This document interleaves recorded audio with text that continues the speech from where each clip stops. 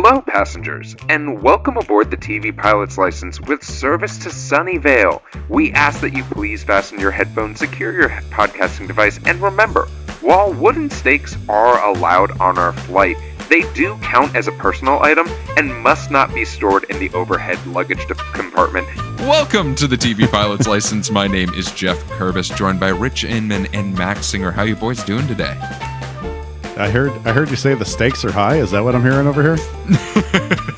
The stakes are high. It's playoff baseball season and it's spooky season. So and let's that means combine one thing: Buffy the Vampire Slayer. Yeah. So if I think baseball, I think vampires. Max, how are you doing today, bud? Oh, I'm great. I assume if vampires are getting murdered, that Nick Castellanos hit a home run. Well, boys, this week we are talking about Buffy the Vampire Slayer. But before we do so, Max, can you tell folks what this podcast is all about?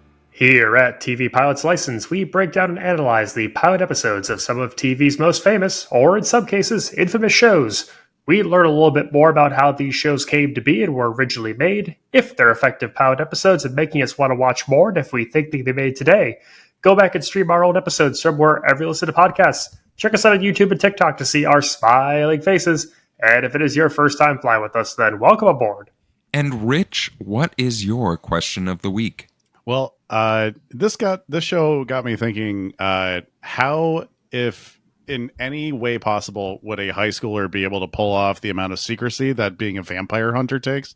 So I would want to know, reflect internally, think back to your high school years, and I want to know, how would your high school self handle the responsibility and secrecy of being a vampire slayer? Do you think you could do it? I'm just going to say it, Rich. I don't think it would go too well. Unless unless we really upped my doses of ADD medication so I could be ultra focused during school to be able to handle the extracurriculars of being named the Slayer.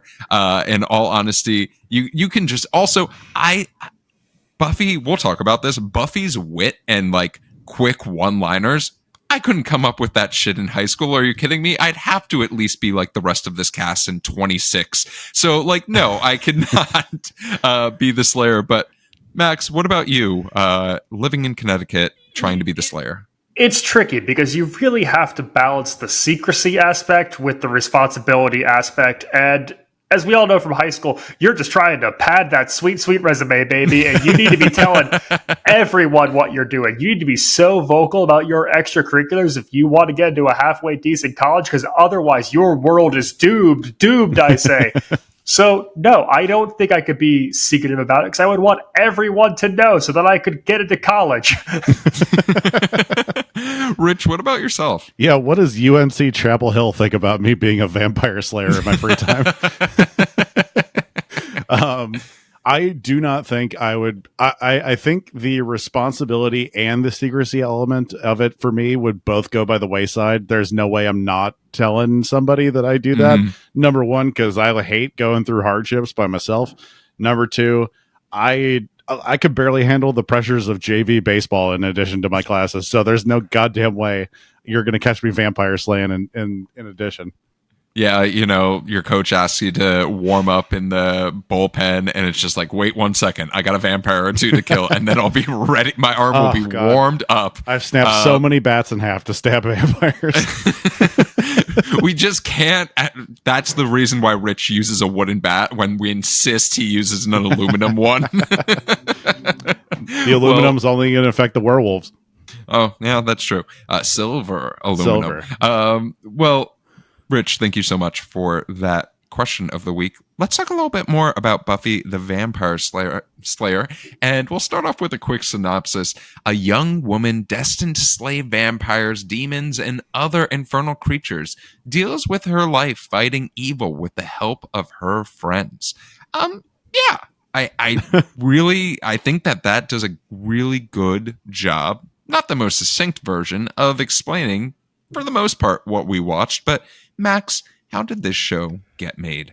Today, we are talking about the pilot of Buffy the Vampire Slayer, titled Welcome to the Hellmouth, which originally aired on March 10th, 1997 on the WB. And we're talking about the show's creator today, Joss Whedon, a little bit. All right, that's pretty spooky. Whedon is a third-generation screenwriter, the son of Tom Whedon, a writer on sitcoms including Alice and the Golden Girls, and grandson of John Whedon, who worked on The Donna Reed Show and The Dick Van Dyke Show. After graduating from Wesleyan, Whedon works on sitcoms himself, including Roseanne and the short-lived NBC show Parenthood, not to be confused with the other NBC show, Parenthood. In 1991, Whedon sells his first feature screenplay, Buffy the Vampire Slayer, to the production company Sandollar, which happens to be owned by Dolly Parton. Be it a rush shooting schedule or different opinions on the tone of the film with the studio, Whedon departs the production. While Whedon's original script was praised in industry circles, the finished product received less than stellar critical reception, but does feature a stacked cast looking back with the 2024 lens. From here, Whedon makes waves in Hollywood as a writer and an uncredited script doctor, building a reputation with his work on Speed, Twister, Waterworld, and Toy Story, the latter of which earns him an Oscar nomination. Waterworld earned him an Oscar nomination? No, I'm kidding. Yeah, for best fucking movie ever. for greatest ride in an amusement park ever. Yeah, listen, you can say what you want about Waterworld, but it is forever enshrined in Universal Studios Florida. Forever. You're not allowed to get rid of rides and attractions once they're built in a theme park. That's the rules. That's true. Years later, Sandollar president Gail Berman approaches Whedon at a second crack with Buffy for a TV series, with the central concept being more in line with high school as a horror movie like Whedon envisioned. Whedon helped produce and finance a 25-minute pilot that never aired but was used to shop to networks, with the pilot landing at the WB. The show was adapted into a TV hour format, but today's pilot generally follows the same beats as the unaired version, just a little longer. One casting difference, though, was the shopped pilot. The role of the principal was played by legendary character actor, who you can currently see on that Netflix Adam Brody show, Stephen Tobolowsky. He's great. We love Stephen Tobolowsky, legendary character actor. Is he the guy from Silicon Valley? Yeah. Yeah, all right, I did it. He's great. I love him. Nobody Wants Us. That's the Netflix show I'm thinking of. The role of Buffy for the series was originally offered to one Natasha Lyonne, who turned it down, not wanting to be committed to the WB at the age of 16.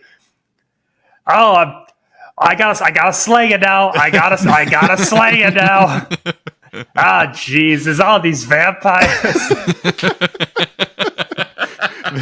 They come for the pilot dissection. They stay for Max's Natasha Lyonne impression. We're we promised to do it once an episode. The role of Buffy would, of course, go to Sarah Michelle Gellar, who originally was brought in for the role of Cordelia. Buffy is picked up the series, but is bumped from a full season order in 1996 in favor of Seventh Heaven, instead getting a 12-episode order as a mid-season replacement. Yeah, I mean, it's so interesting talking about a show like this that is as iconic as it is, because when you say like, oh, Buffy wasn't originally Sarah Michelle Gellar, or that's not who they pictured for the first one, I'm just like, there's no fucking way. Sarah Michelle Gellar was born to be Buffy, even though there was a movie where she I don't know. What are we gonna do with all these vamps? They keep coming by. If you don't think I'm making a TikTok where Natasha Lyonne's face is over Max's body, you're nuts. You're absolutely nuts. This was almost a double American Pie cast member show with Jason Biggs as the principal. Oh my gosh. Well, boys, you ready to jump into Buffy the Vampire Slayer? Absolutely. Sure. Well, let's start off with how this show started off, and that is with a very, very distinct quote that, yes, I did write down because I wanted to just... Oh, thank God. Oh, it's yeah, so fast. I know. In every generation, there is a chosen one. She alone will stand against the vampires, the demons, and the forces of darkness. She is the Slayer. Yeah. Now, who do you think says that line in the show? Because I looked it up, and the answer will surprise you. Legendary character actor Stephen Tobolowsky. I'm going with that one. It is Joss Whedon. Joss Whedon said the line for the pilot. But what do you think about like almost giving this line, this imagery before we sort of drop into the horrors of high school? They did the exact same thing for Xena, and it's kind of giving syndicated series. Yes, it is. Why does this sound so familiar? Is it the exact same thing from Xena? It's almost the sign of like the producers were like, you know what? the audience, they're fucking dumb. They don't know why they're watching this. We need to give them a role explainer of why Buffy is so special, even though they say nearly the same exact fucking line in the library during the middle of this pilot. And I'm just like, just say it once. Just so you'd heard me from before. They're every generation. There is one woman. What did we think of our little switcheroo cold open of the woman in distress with a predator only turning out to be the predator? I called it. Rich has been watching so many pilots. She's going to be the vampire, I bet. Yeah, you 16-year-olds aren't getting shit past me. I'm smarter than you. 16-year-olds didn't write it. Max, what about you? I really do like that it's a switcheroo on classic horror tropes. I like that we get the jerk non-believer boyfriend, the blonde femme fatale who we think is going to be the first victim. She's afraid to die. He's kind of being a little like, edgy and, life on the edge. And obviously it's a fun gambit then to pull out the rug and to have her kill him. Like it's really fun to break from these tropes. I think it tells you immediately that it's like, don't believe like what you think you know. Like anything that you think you know about horror is going out the window because we're gonna put all that on its head for this show. This is definitely going to be one of those episodes where it's just us talking about names of actors that like maybe some people recognize, but other people don't, because instantly I recognize Julie Benz. She was the wife of Dexter in Dexter, and she's been in a couple of other things, but I'm like, oh yeah, this is child Julie Benz. She was like 22 at the time of filming this. And then like after we get this switcheroo, holy shit. The intro for this show is so badass.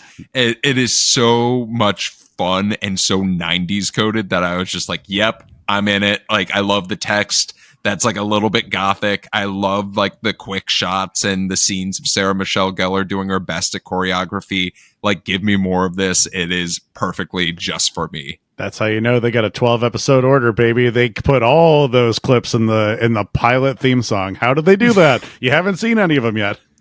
God, this entire pilot soundtrack is just ass rock. Like this is all Tony Hawk's Boom Boom Huck Jam type shit that they're playing throughout the pilot of Buffy. Is that the name of your Spotify playlist? Tony Hawk's Boom Boom Huck Jam.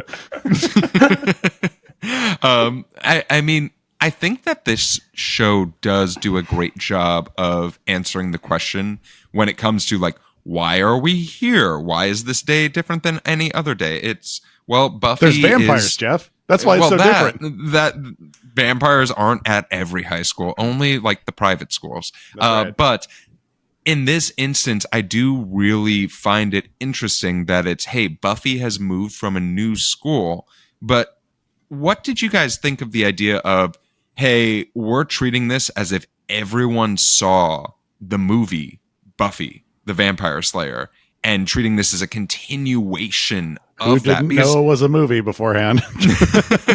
Because that was me. So Rich, I'm going to ask you actually then, like, you seeing all this stuff, and they almost give the audience an excuse. We have this great scene where she's meeting with the headmaster, and he's like, we don't really care about the past. And he rips up her transcript only to tape it together. And like, I loved this scene. Amazing moment. But I'm curious from your standpoint of like, now knowing that it was a movie, like, did you feel sort of out of place watching this at any point? Yeah, I mean, I not knowing that this is a movie probably helped me enjoy it, I guess, a little bit.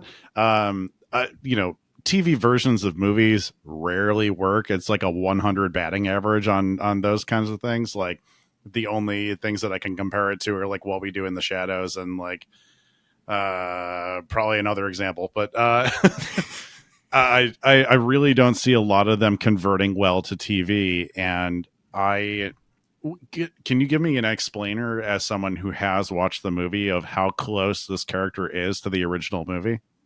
I mean, as far as it's been a while. But as far as I remember, they do a good job of giving you like really the basic notes of Buffy was basically given this title as the Slayer in high school. Her high school was overrun by vampires. She did, in fact, burn down the school gymnasium and was kicked out of the high school for burning down the gymnasium.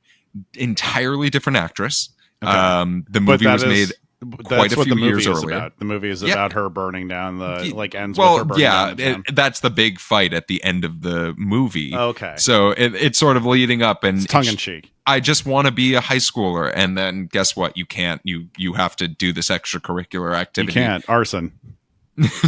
Yeah, this is fascinating because it's like it's a pilot, it's a spin-off, it's a sequel, it's a requel, like it's all these different things in one. And I think I read that Whedon wanted it to essentially serve as a pilot, but also a sequel from his original script before 20th Century Fox, sank their teeth into it. Right. And there's a lot of references in here that, and I've never seen the film version, that I guess are references to that, but they also have to then walk that tightrope of, can I just tune into this show in the spring of 97 or in the, fall of 2024, whenever you're watching it for the first time? And can I understand these things off the bat?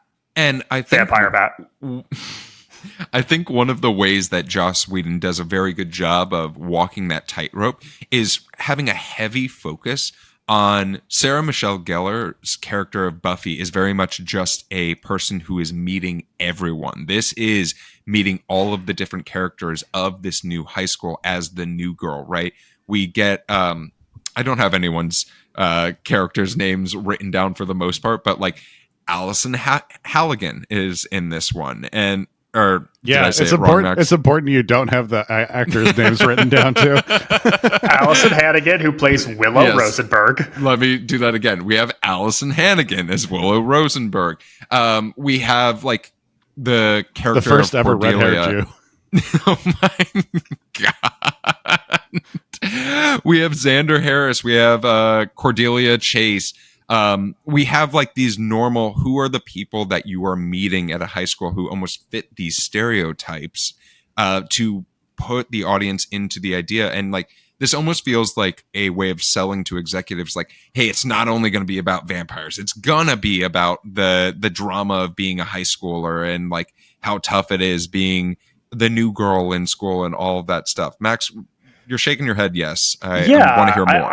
I think that's what I've found curious about Buffy. This is my first exposure to this series. I've never seen an episode before in my life. And listen, frequent flyers know that I tend to poo-poo some of the more supernatural stuff we do on this podcast. And I really appreciated that it felt so much like a high school show first and supernatural phenomenons second. And we get all of the tropes of first day of school, what's everyone been up to, understanding the cliques and the hierarchy, skateboards, because it's the 90s. Again, Tony Hawk's Boom Boom Huck Jam. For people who are local to Los Angeles, Sunnydale is actually Torrance High School. South Bay, stand up. But I like that it feels ingrained and lived in as a high school experience. And we settle on these elements first before we start getting into like really why is today different. So one thing that happens in this meeting of everyone that I have written down in big, bold notes. Actually, there's two things. One is, holy shit, the ages of these actors is all over wild. The place. Because Sarah Michelle Gellar, when she filmed this, was 19 years old. 19 going on to 20. But then we have Nicholas Brendon was 26. The Charisma Carpenter was 27 when she filmed this. Like there's a very large age. I believe Alyson Hannigan. She goes by Riz now. Just Riz. 26. Oh my God, Rich. Let me tell you about another Riz Carpenter. That's our Lord and Savior Jesus Christ. Oh wow. God, nailed it. But the oh God, the thing that I have written down is this coolness factor test that Cordelia puts Buffy through. And there's questions like, what do we think of James Spader? Which then Buffy says Dreamboat. So my question for you guys is, what would be one question on your coolness factor test if you were trying to figure out if someone was a good hang who is new to school? Hey, what do you think about New Radicals? Aren't they pretty cool? Don't you also love New Radicals? Max, what about yourself? Oh man, yeah, I'm absolutely popping something on like oh god, I've never had to prove my coolness before. Oh god, I'm having an existential and right crisis. There is the coolness test. Yeah. Wait, Max. Does Cordelia's Charisma Carpenter ask her a question about John Tesh in this? Yes, Is she that does as well. Hold on. I wrote this down because we need to talk about this. Who does she think John Tesh is? Is there a second John Tesh beyond the guy who wrote the music for Round Ball Rock, the theme song for the NBA on NBC? Just as super in that. See, that is the spinoff of the show that they were afraid to make. It is all about Cordelia trying to find John Tesh and trying to go to all of his concerts. Literally, she can't possibly be talking about that same John Tesh. I mean, she can be talking about the same John Tesh. I mean, you know. She could be a fan. Like, you know, people have weird hobbies, and that is her coolness factor test. You have to be as into the NBA on NBC as she is every single time. Everybody loves John Tesh live at Red Rocks 95. So moving forward a little bit with this pilot, I'm curious about, I think one of the things that stands out to me is, while we meet a bunch of characters, we meet the librarian. We see one of the most beautiful public school libraries I've ever seen in my damn fucking life that does not fit in to that high school whatsoever. That thing has like 400 books in it total. There's no way it has more. Well, that's the thing. It's beautiful, but they spent all of the budget on the woodwork, and then that's it. They can't afford books anymore. You mean that one table isn't enough for the entire school? And you know I'm finding what computer games have been uploaded to the emulators. I'm curious what you guys thought about the writing for this show, because there were certain moments that really stood out to me as like, oh, Joss Whedon wrote this. Specifically, one was there was a locker room joke that was made that I'm pretty sure both of you would have written down, but there was a, what type of name is Buffy? Hey, aphrodisia. And I was just like, yeah, that is a Joss Whedon joke till the day I die. And I was like, that's great, but those were littered around, and I'm curious if you find it intriguing at all, or maybe it's a little bit dated to you. Joss Whedon wrote this whole thing, yeah? Yes. It sounds like a grown man wrote this and not anyone who knows any particular high schooler at any point in his life. It is, there's this, number one, the women, for being so a women-dominated show, a lot of them are having very vapid conversations and talk in a very weird way that doesn't even sound like the Valley Girl craze of the 80s. It's just like, it feels like someone watched Clueless or Heathers like once and then tried to write like an LA high school script. You know what I mean? Max, what about you? Yeah, it's easy to pin this as being older individual who has now written all these adult roles, having to go back and write 16-year-olds. Mm-hmm. I think it does have some fun, like high-low elements. Throwing this character of Giles into this high school world is inherently very silly. And we get dialogue that points out how silly it is, with saying that he transferred to our high school from the British Museum or a British museum. I did get a chuckle out of that. But it is like, we're just going to put these fish out of water characters into Sunnydale, just into this town. We're going to drop them in here. And there's no real rhyme or reason or like purpose. It's just like, yep, this is Sunnydale, and there's all these characters now. There's also a lot of, one of the interesting things about watching this show 27 years later is the idea of like, some of the jokes are fairly dated as far as like how they approach them. Like there is a Time Life series like purchase where they're joking about getting book or getting the phone or getting the calendar between Giles and Buffy. Right. It does seem almost as if this was written of like, oh, I have this really cool idea. I can't wait to write it. Oh shit, my main character is someone I cannot relate to whatsoever when writing this show. But I got Giles. I'm going to nail Giles. But I do think that's the catch-22 of writing references, is that anything that is teen or period, you need to have references because that's how they communicate. Like, we all did it. We all communicate through references as a way of finding commonality. We all love John Tesh in 1997. Evergreen John Tesh. But those things, with the exception of John Tesh, do lose some of their steam as the years go on, and you find yourself be like, oh, this is very much something of the mid-90s or whatever the period is, because reference points change. That's just the way pop culture works. Right. So I was going to say, like, one of the things that we've talked about is we've talked a lot about high school.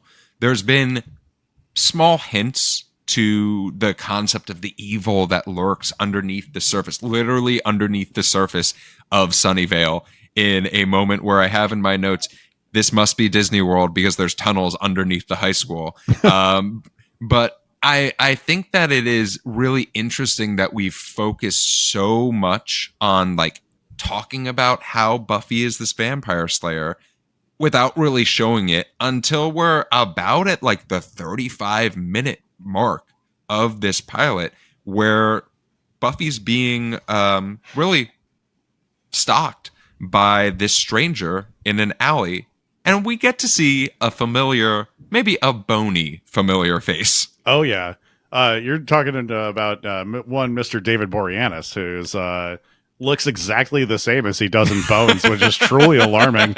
Yeah, I think he might be it's actually really a vampire. no wonder. It's no wonder that he spent 25 plus years just going from one show to another. That man does not age.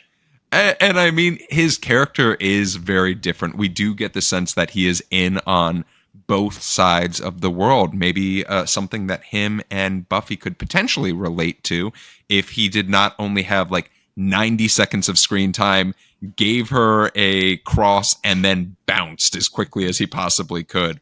But we do get this sneak preview of like Buffy's abilities, of the idea of like she does that kick-ass gymnastics move on just the random pipe that every alleyway has. Yep. I dare you to prove me wrong. Prove me wrong, Twitter and TikTok and Instagram. The Atlanta Games were just a few months before gymnastics were hot in the landscape of American people. I do want to highlight the thing that you mentioned, Jeff, about not showing Buffy's abilities for a pretty long way in this pilot. And I actually think it's a great choice by Whedon to have Buffy resist the call. I think that's very like classic story structure, hero's journey of this person is thrust into the unknown, which is Sunnyvale, and there's a call given to her and she resists it and she resists it. And then finally she hears it and now things will never be the same. And I think making her want to resist vampire slaying and just be a high schooler is important to set up for as much of like the first act and a half as possible. And I love that she does it through things like I've both been there and done that. I'm moving on. I love that it's like SoCal girl first, vampire slayer second, and we build the character before we get into the stabbing of the vampires. I definitely agree. I do appreciate that choice. However, the show is called Buffy the Vampire Slayer. Like, you can predict what's going to happen. So, I mean, maybe it works better on like the 1997 audiences who aren't like, don't have the name Buffy the Vampire Slayer playing on the bottom third of their screen at all times. But like, it's hard to. Lynch was just like, "Where's the vampire slaying?" Yeah, just sitting there cross-eyed. When are they going to get to the vampire slaying? Like, it's been 45 minutes, and I have seen zero vampires. I've seen nary a vampire in the script. Yeah, I mean, I do like that she does want to. Number one, how the hell does everyone know that she is a vampire slayer and coming to town? Because they're like, this has none of that same comic book logic of just like, oh, there's some hero that's saving everybody in a town over. Oh well. Anyways, it's like they kind of throw that away, and so many people know about it, and the fact that like, I mean, well, we did touch on Mr. Giles a little bit, but he's like, what a fucking creep around a high schooler. So two things, Rich, when you were talking about like, oh, could you keep the secrecy of being the vampire slayer? She can't either, apparently. Yeah, Buffy can't. Buffy is failing miserably at that factor. But also, there is a version of this show where I am just imagining her wearing a mask when she's like killing vampires, and I need that now. Like, if someone could just, you know what, AI's at a level now where you could like probably just force AI to put a mask on Sarah Michelle Gellar. We're not a pro AI podcast. I wanted to make that exceptionally clear. I want someone to just draw a mask on their TV screen in like Sharpie. So oh my God. Make it a little piece of paper and follow Buffy around the screen. That's a job right there. We're creating jobs on this podcast. Max, you talked a little bit about the ass rock of this show and how it was filled with it. And you've been loving Tony Hawk. Tell me about what you were thinking when we went to the hottest club in Sunnyvale. So we're going to talk about Sunnyvale's hottest and only club, Bronze, a little bit. Why Giles is also hanging out there is beyond me. And that is not alarming to anyone. They do specify saying anybody gets in there. Yeah, I believe that Buffy paid a small cover at the door was let in. So there is a real band that is playing at Bronze in this scene by the name of Sprung Monkey, which is a San Diego funk metal, according to Wikipedia. Nope, that's bad. Band that, as far as I can tell, only exists for the purpose of being on late 90s and early 2000s TV and movie soundtracks. Yeah. They peaked at number 13 on the Billboard Hot 100 with their song Get 'Em Outta Here, which was featured on the 10 Things I Hate About You. They've also really had high. Another song of theirs called SoCal Loco, parentheses, Party Like a Rock Star, which was featured in Dude, Where's My Car? Sure. And their song Get a Taste was featured in both Van Wilder and King of the Hill. And they also played an entire set in the first episode of Buffy the Vampire Slayer. I've never heard of this band, but I've seen every single one of these things that I've listed. So apparently I'm very well versed in the works of Sprung Monkey. Yeah, I also looked up their IMDb, like I because all the band members are basically uncredited from this band on the IMDb page. It seems like all of them were also heavily involved with writing Not Another Teen Movie. And I don't know if that's just like they're like all on the production and music side and writing side of Not Another Teen Movie, but we just got a glimpse of all four people who wrote that satire movie, which is, I mean, I guess part of the genre too. But yeah, if there is a generic ass rock band that you need for your movie, you said Sludge Monkey? Is that what it's called? Sprung Monkey. Sludge Monkey. That's the auto dealer that goes across the street. Both work, but call them up, I guess. It's a necessary part.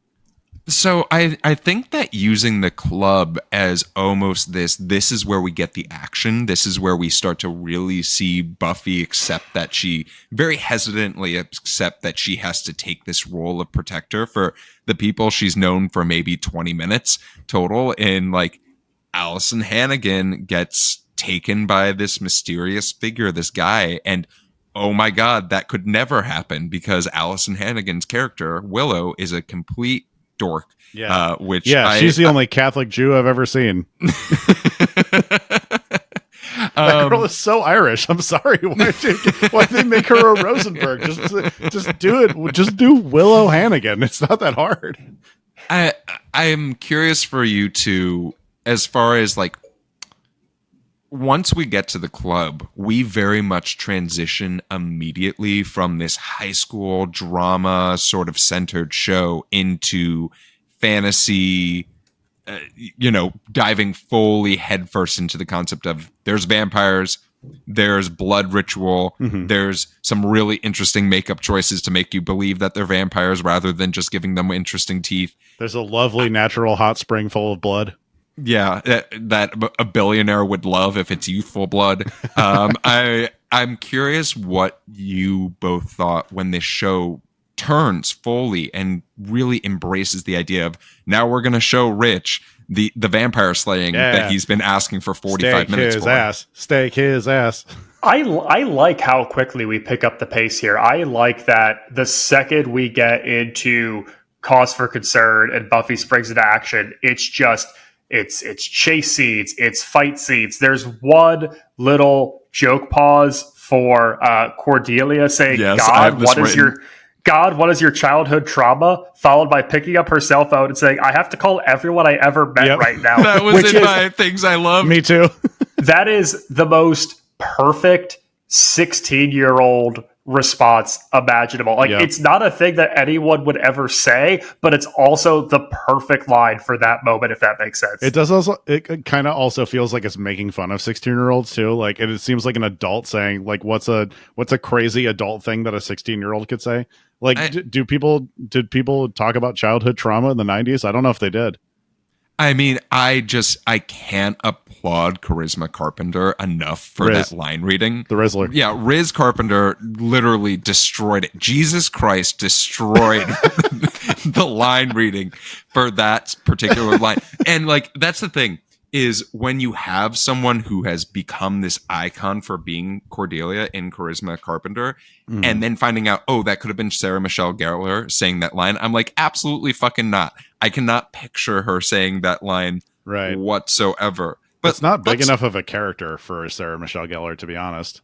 Well, as of this moment, just watching the pilot. Yes. Yeah, as of this moment, for sure. We get to see Buffy Vampire Slay. She kills one. Yeah, it's in the title of the show. She's doing the thing from the name of the show. But we get this mausoleum fight scene that is happening in the end of this pilot with some really great cutaways and fight choreography for people who have never done fight choreography before.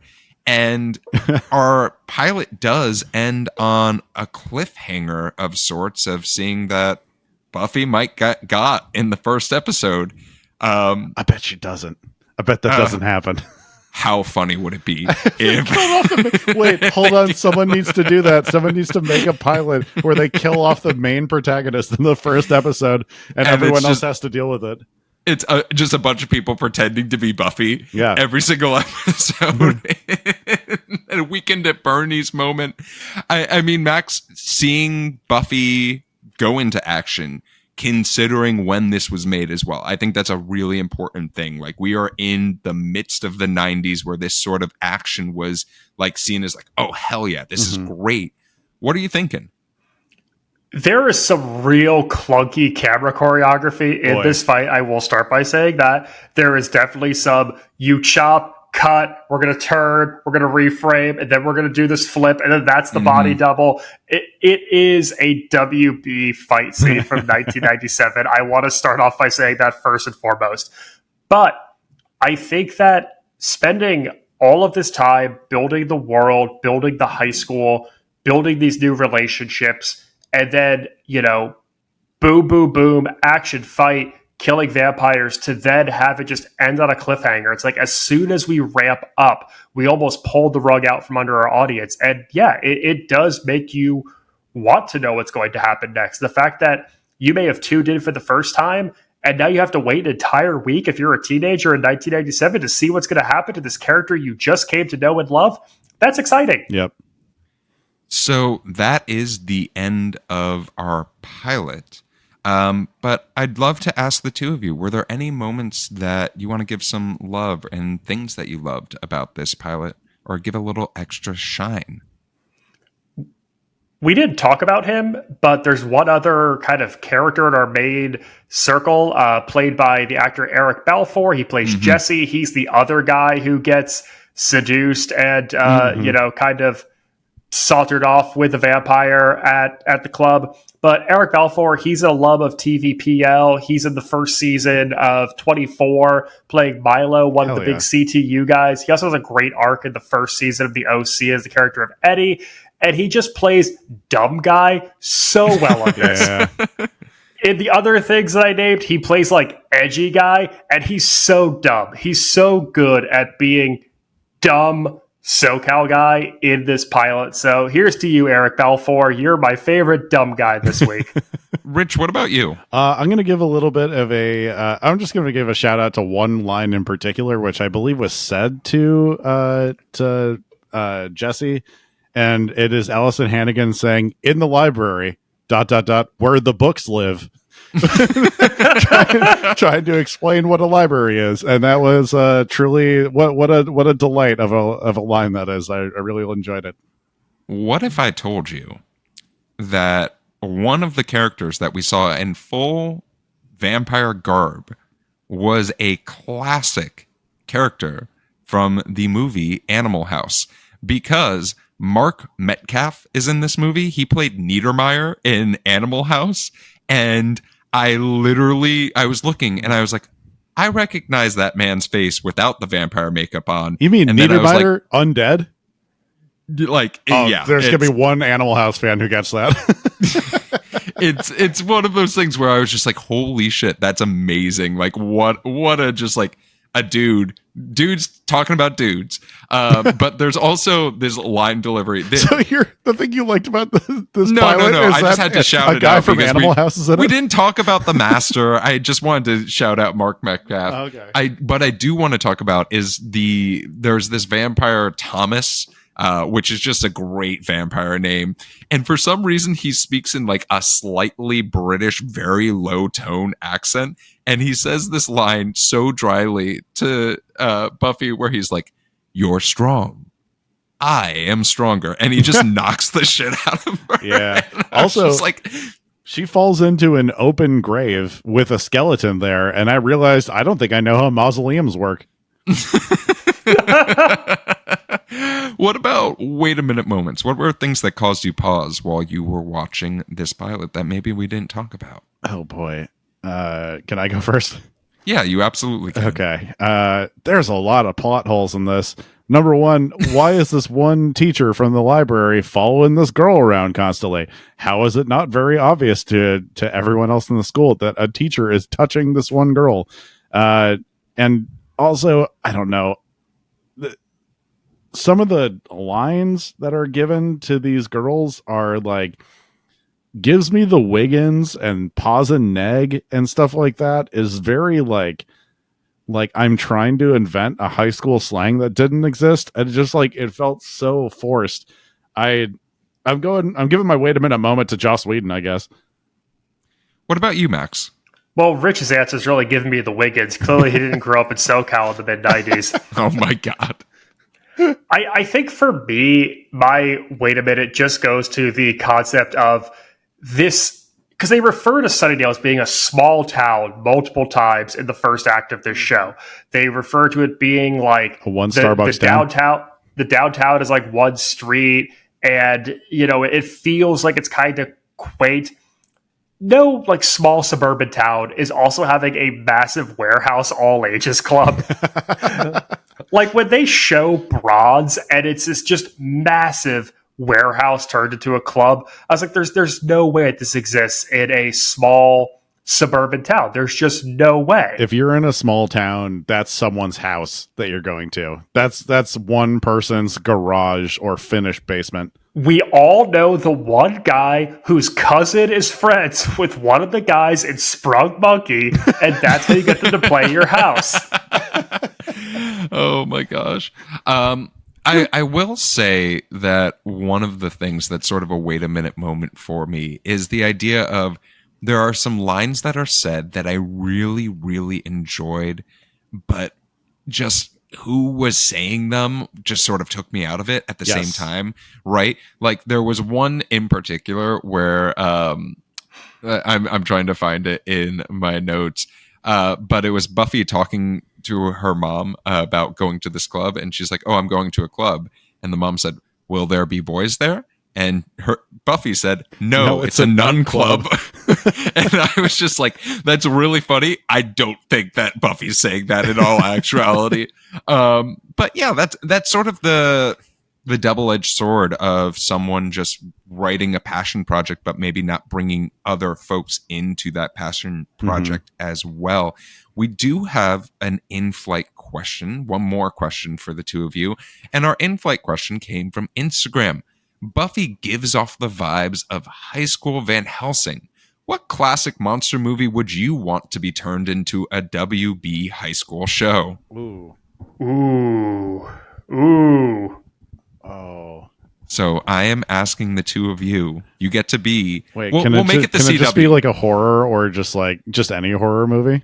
It could be any horror movie too. I'll open it up. I was thinking Universal Studios classic monster movies, but we'll open it up to you. What are you thinking, Rich? You have a devilish smile, so I think you're going to say something absurd. I want to make a WB drama involving the beach that makes you old. I just want kids to come back from vacation and they're 73. Just see how that works. It's just this really dark beach blanket bingo kind of movie. Oh. Keep aging, goofball. Keep aging. Max, what about yourself? All right. Well, I actually have a project that I've written called Young Babadook.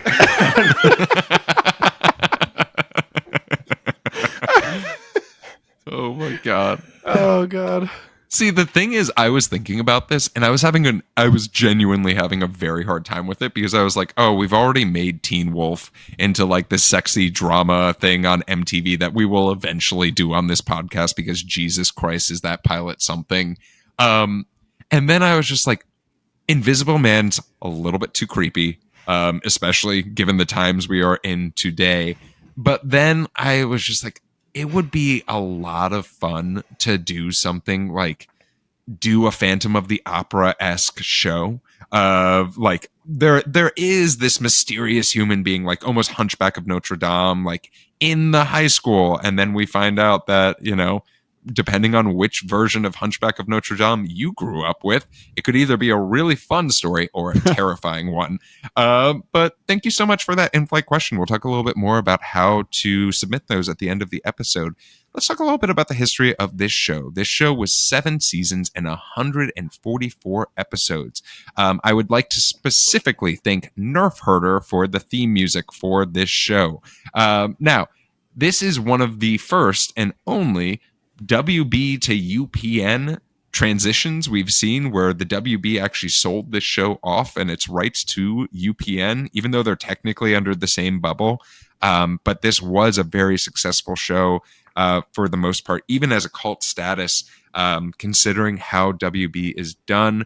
It topped off in season 4 as the number 120th most watched show on TV, which you might be like, oh, what are the numbers like that for that?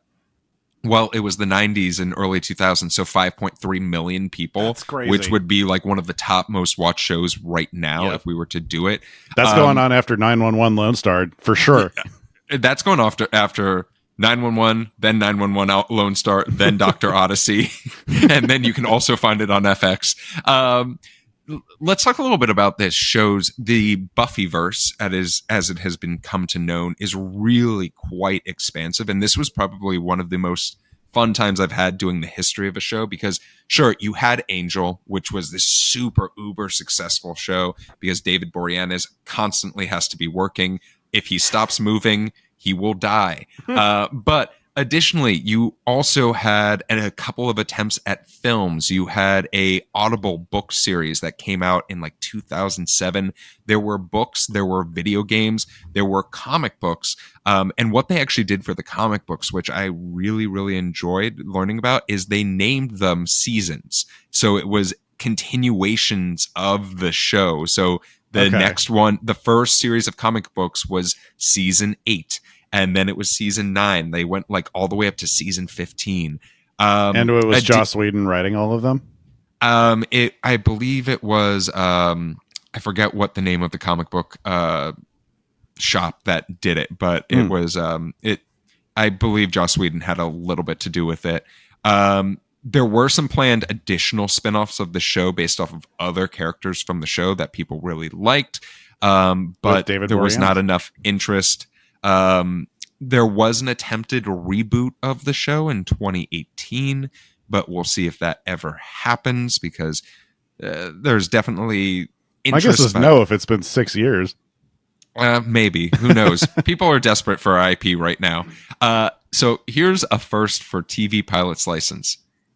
There is a conference called the Slayer Conference, which focuses and brings academics together to talk about the importance of Buffy on the pop culture world. And Joss Whedon owns a textbook company that produces literature about Buffy. Yes, I think that is a first and only for us. Also, of course, this was made before the age of streaming, so there are both VHSs and DVDs of this entire series. Let's talk about awards. 134 nominations and 29 wins, including 2 Primetime Emmy wins, 1 for music composition and 1 for outstanding makeup. And Sprung Monkey got an Emmy? Sarah Michelle Gellar has the honor of having a Kids' Choice Award for female butt kicker. That is the award that she won. That sounds right. And don't worry, both Alyson Hannigan and SMG are both hanging 10 with their Teen Choice Awards. And that is the history of this show. And rather than do a game of the week this week, let's just land this plane. Let's talk a little bit more about this pilot in the sense of, based off of the pilot episode, would you continue watching Buffy the Vampire Slayer? We were ending on a cliffhanger. Does Buffy survive? Do I get my dream of Weekend at Bernie's, but with Buffy the Vampire Slayer? Yeah. And then secondly, there was an attempt at a spinoff. There's a lot of interest in supernatural stuff in the zeitgeist. And it forever is that going to be that way. People love spooky shit. People love high school dramas. You put them together, it's like catnip for the CW right now. So do you think there's a space for maybe retelling the story of Buffy the Vampire Slayer to a new generation? And Rich, I'm going to have you kick us off. So I'm going to give a rare, no, I'm not watching any more of this. Yes, I think they should do a new storyline of it. Because I think we can do better than this. I think it's a good story. I think it is a character that people seem to really vibe with and love. I think there's a lot more depth that can be given to Sabrina. I'm sorry, not Sabrina the Teenage Witch. It is Buffy the Vampire Slayer. That's next week. I do think that Buffy has clicked with a lot of people. I just don't think that Joss Whedon is the messenger. And I think the whole script felt really weak. Felt like there was a lot of plot holes. The whole thing was shot like Xena. It was just like, it is so... I feel like the concept of this show would really excel now compared to what it did in '97. Not to ruffle any feathers of people who did like this show, but yeah, I just don't. Even with the nostalgia factor, it just does not do very much for me. Max, what about yourself? This is a surprising one for me. I'm actually going to give it a second episode. I think that Buffy does a good job, like I said earlier, of being a teen show first and a supernatural sensation second. And I have a soft spot for a lot of these mid to late 90s teen films and shows. And I think that the balance of humor and butt kicking is something that I would want to keep going with. And yes, I think that there is a version of the show that could exist and be successful in today's pop culture landscape. Even though I've never seen this show before, I know a big part of its history has to do with how it used real world situations that teens went through or bigger scope issues as metaphors and how it incorporated them into its episodes. And I think that if you find a way to do that and you're willing to go after issues and topics that maybe aren't as represented in teen show media, or you're willing to do it with, the lens and scope that it deserves, you could do a really effective version of this show in 2024.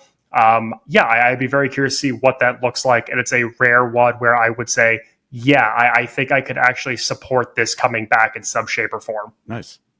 Max, I find myself in a very similar position to yourself. And I do have 90s nostalgia for this. This is why if you make anything that's 90s, millennials are attracted to it like catnip for the most part.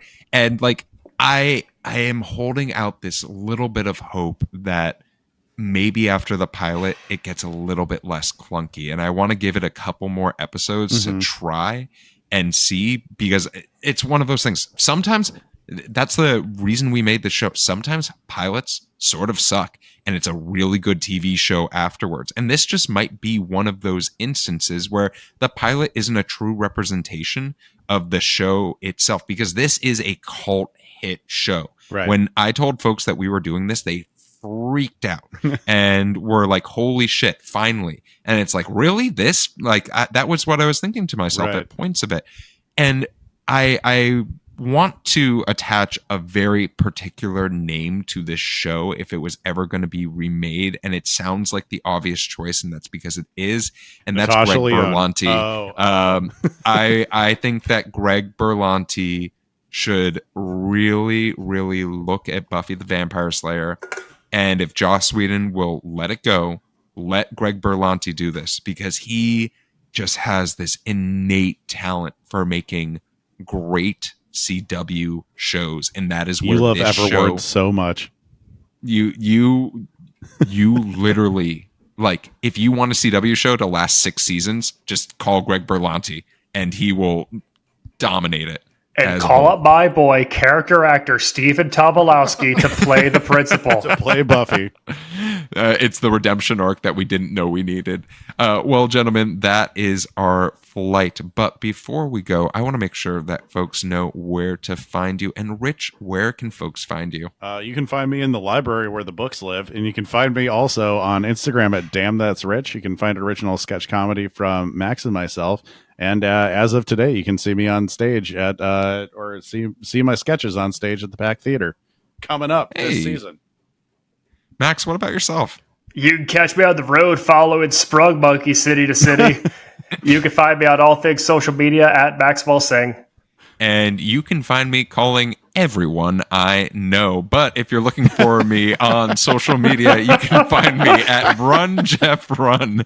If you're looking for the TV Pilot's License, you can find us anywhere you listen to podcasts. You can also see our smiling faces on YouTube and find us anywhere you follow on social media. If you have a question for the show or about the show, maybe about our next episode, you can always submit a question at tvpilotslicense@gmail.com, tvpilotslicense.com, or 213-290-1713 to leave us a voicemail. Make sure to watch out for our Instagram for some sneak previews of some of the shows that we have coming up. But with the plane landed and the seatbelt sign off, we look forward to flying the bright skies of the TV world with you again soon. And until then... That's enoughy, Buffy.